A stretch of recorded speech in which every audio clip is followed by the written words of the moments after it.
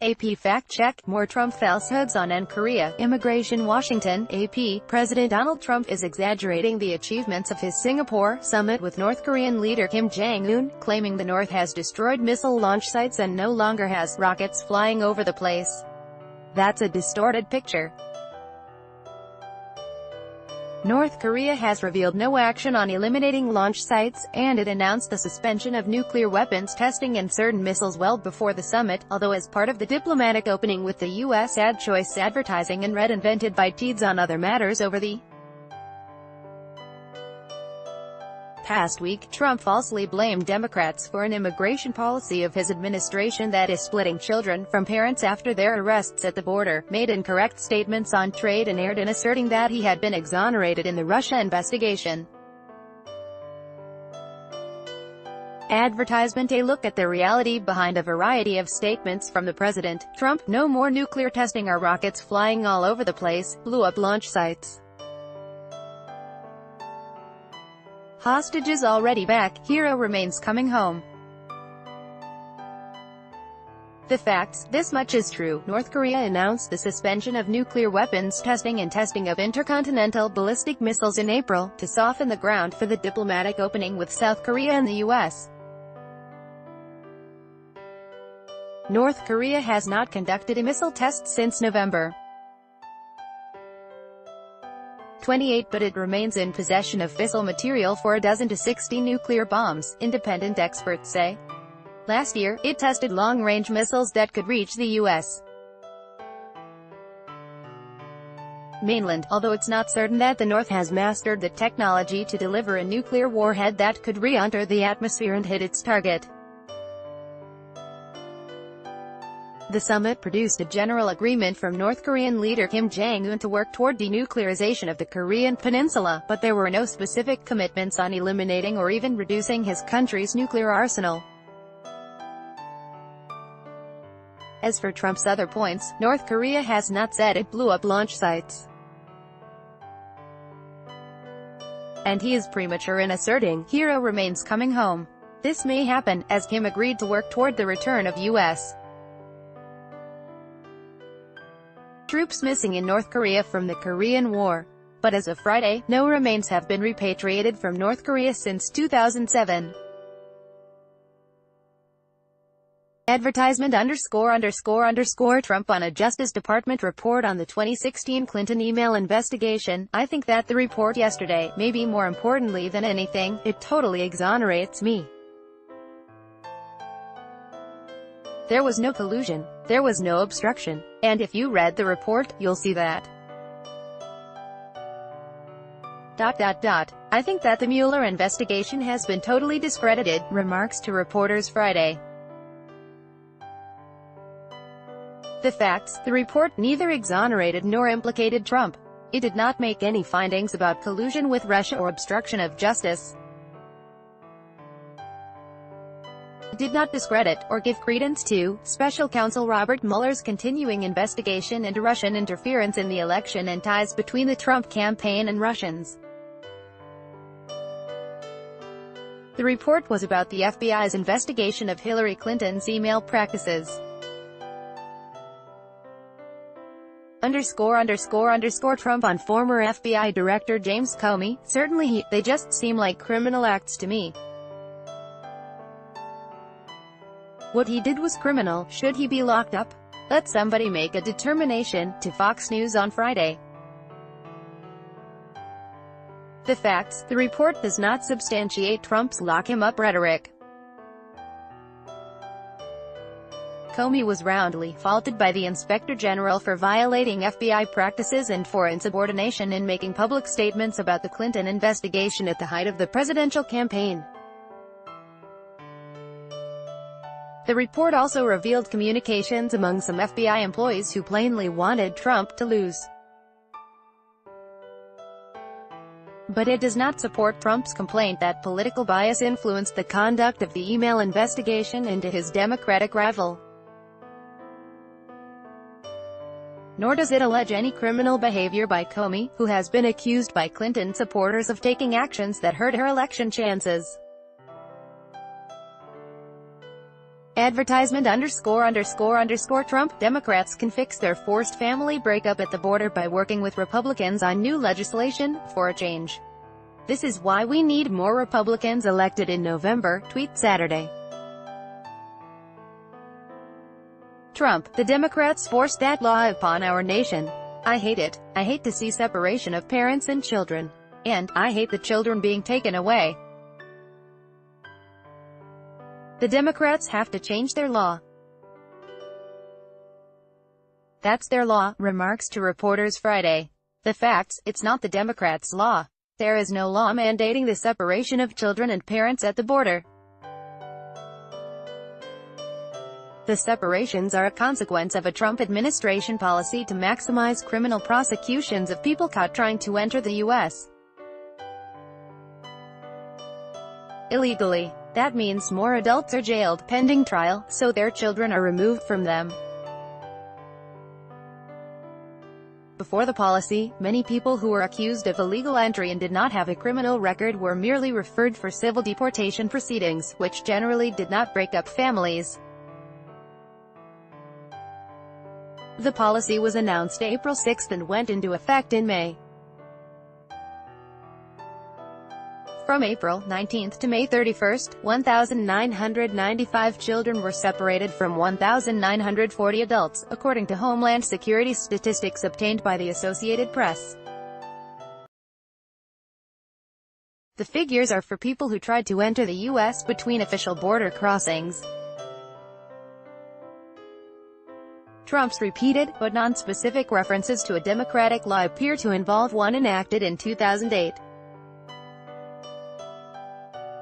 It passed unanimously in Congress and was signed by Republican President George W. Bush. It was focused on freeing and otherwise helping children who come to the border without a parent or guardian. It does not call for family separation, Trump. The economy is the best it's ever been with employment being at an all-time high, tweet Wednesday. The facts, thanks largely to population growth, the number of people with jobs is, in fact, at a record high of 155.5 million. But a more relevant measure, the proportion of Americans with jobs, isn't even close to a record. Last month, 60.4% of Americans 16 and older had jobs. That is up from the recession and its aftermath, when many Americans stopped looking for work. It bottomed out at 58.2% in July 2011. Both figures are far below the record high of 64.7%, which was briefly reached in 2000. At the beginning of the 2008-2009 recession, 62.7% of Americans had jobs. Economists estimate that at least half of the decline reflects ongoing retirements by the huge baby boom generation. For Americans in their prime working years, aged 25 through 54, roughly 79% have jobs. That's up substantially from the post-recession low of 74.8% in November 2010. But it's below the record of 81.9% in April 2000. Trump, oil prices are too high, OPEC is at it again. Not good, tweet Wednesday. Facts, he oversimplifies the reasons for increased prices. OPEC is the organization of the petroleum exporting countries. Members of the cartel, led by Saudi Arabia, and other big producers including Russia have contributed to reversing the plunge in crude oil prices that started in 2014. They have shown discipline in limiting production since the start of last year, helping push up the benchmark price of international crude. Prices, however, were already rising on growing demand and expectations that a sharp pullback in new investment by oil companies would reduce the oil supply. Some estimates put the post-crash reduction in investment by major oil companies such as ExxonMobil, Chevron and BP at more than $1 trillion, almost akin to eliminating the fourth-largest oil producer in the world. Meanwhile, output from Venezuela, a major oil exporter to the U.S., has plunged as the South American country goes through a political and economic crisis. Then there is Iran, OPEC's third biggest producer. Iran busted production after the U.S. lifted sanctions related to Iran's nuclear program in 2016. But analysts expect output to fall when Trump's decision to withdraw from the deal takes full effect later this year.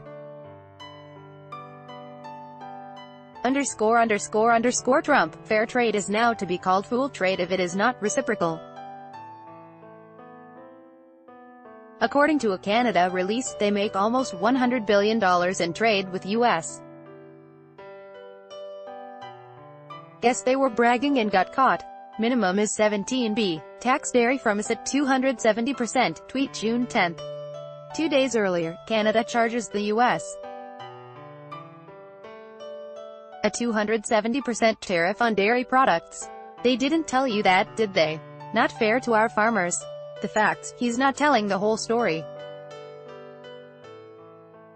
While Canadian dairy tariffs average nearly 249%, the troubles that U.S. dairy farmers face can't all be blamed on Canada. Canadian trade policies have had only a tiny impact on America's struggling dairy farmers, says Daniel Sumner, an agricultural economist at the University of California, Davis. Despite Canadian barriers, the United States last year ran a $474 million trade surplus in dairy with Canada, and exported $636 million in dairy products to Canada while importing $162 million, according to the U.S. Agriculture Department. Dairy is barely a blip, 0.1%, in U.S.-Canada trade, which amounted to $680 billion last year. As a result of the North American Free Trade Agreement, 99% of the trade between Canada and the U.S. is tariff-free, said Bruce Heyman, former U.S. ambassador to Canada. Overall, the U.S. ran a nearly $3 billion surplus in trade with Canada last year.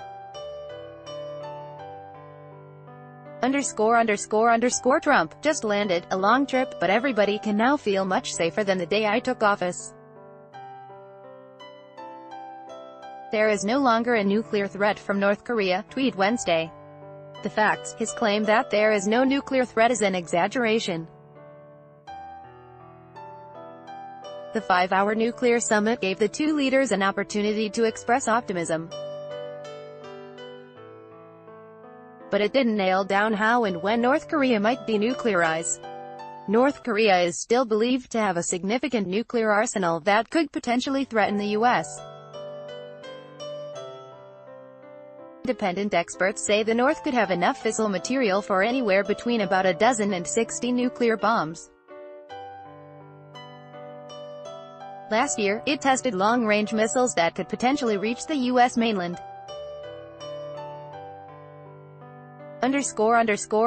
Trump. Before taking office, people were assuming that we were going to war with North Korea. President Barack Obama said that North Korea was our biggest and most dangerous problem. No longer. Sleep well tonight, tweet Wednesday. The facts. Trump is wrong to say there was an assumption before he took office that the United States would go to war. Obama had used sanctions to no avail to try to halt North Korea's nuclear program. But it wasn't until after Trump took office that North Korea's testing of an intercontinental ballistic missile and rhetoric between the two leaders heightened talk of war. Trump. Chairman Kim and I just signed a joint statement in which he reaffirms his unwavering commitment to complete denuclearization of the Korean Peninsula. We also agreed to vigorous negotiations to implement the agreement as soon as possible, and he wants to do that. This isn't the past. This isn't another administration that never got it started and, therefore, never got it done, remarks Tuesday at news conference with North Korea leader Kim Jong-un. The facts: he's wrong in suggesting his administration is the first to start on denuclearization with North Korea. The Bill Clinton and George W. Bush administrations both did so. Clinton reached an aid for disarmament deal in 1994 that halted North Korea's plutonium production for 8 years, freezing what was then a very small nuclear arsenal. Bush took a tougher stance toward North Korea, and the 1994 nuclear deal collapsed because of suspicions that the North was running a secret uranium enrichment program. Bush, too, ultimately pursued negotiations that led to a temporary disabling of some nuclear facilities, but talks fell apart because of differences over verification. Trump. He actually mentioned the fact that they proceeded down a path in the past and ultimately, as you know, nothing got done. In one case, they took billions of dollars during the Clinton regime. Took billions of dollars and nothing happened. He said of Clinton, he spent $3 billion and got nothing, remarks Tuesday. The facts: his numbers are incorrect.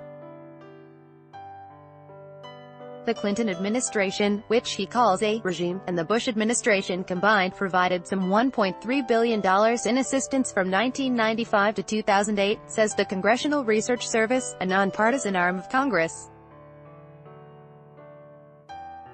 Slightly more than half was for food aid and 40% for energy assistance.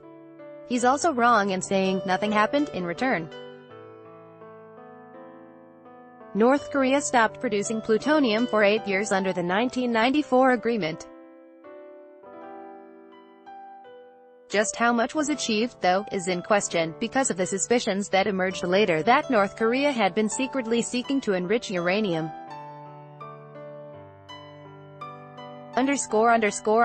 Trump, on Kim's agreement to work to repatriate the remains of prisoners of the Korean War and those missing in action from the conflict. He gave us the remains of our great heroes, remarks to reporters Friday.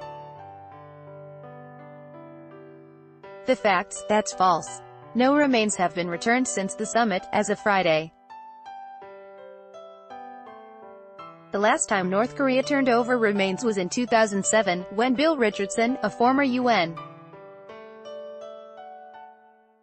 ambassador and New Mexico governor, secured the return of 6 sets. Trump. He's giving us back the remains of probably 7,500 soldiers, to Fox News on Friday.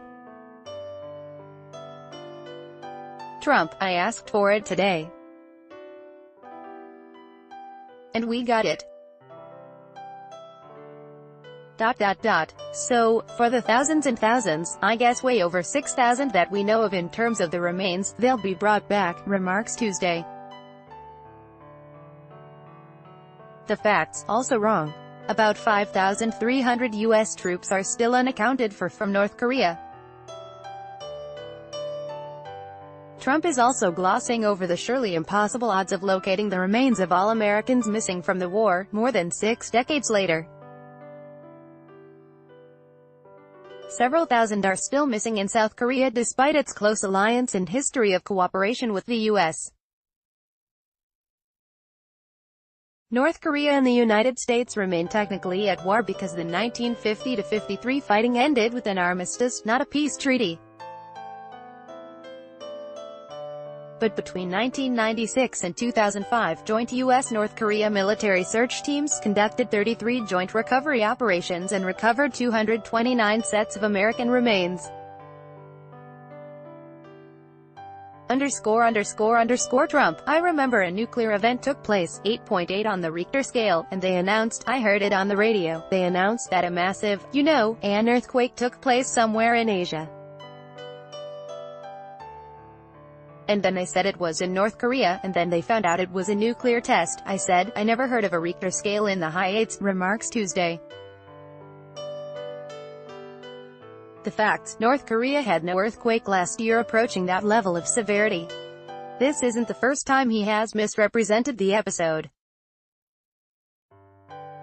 North Korea tested what it called a hydrogen bomb in September, causing an underground blast so big it registered as a 6.3 magnitude earthquake. Other nuclear tests last year were associated with smaller seismic events. An 8.8 quake would be 316 times bigger, and release 5,623 times more energy, than a 6.3. In the past 15 years there have been 3 earthquakes that were an 8.8 or higher: the 9.1 Fukushima earthquake and tsunami in Japan in 2011 that killed nearly 16,000 people, a 9.1 earthquake and tsunami off northern Sumatra in 2004 that killed about 250,000 people, and an 8.8 earthquake off Chile in 2010 that killed 524.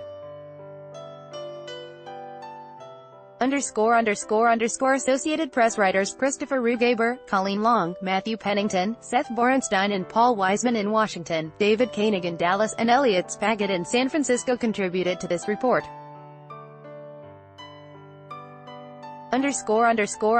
Find AP fact checks at http://opni.ws/2kbx8bd___. Follow at app fact check on Twitter, https://twitter.com/app fact check. Editor's note: _a look at the veracity of claims by political figures by Taboola. Sponsored links, promoted links. You may like home away 15 awesome Thailand villas cheaper than a Singapore taxi ride. Home away undo. Enjoy compare. Are you missing out? Find a better credit card in Singapore today. Enjoy compare on to Vikings.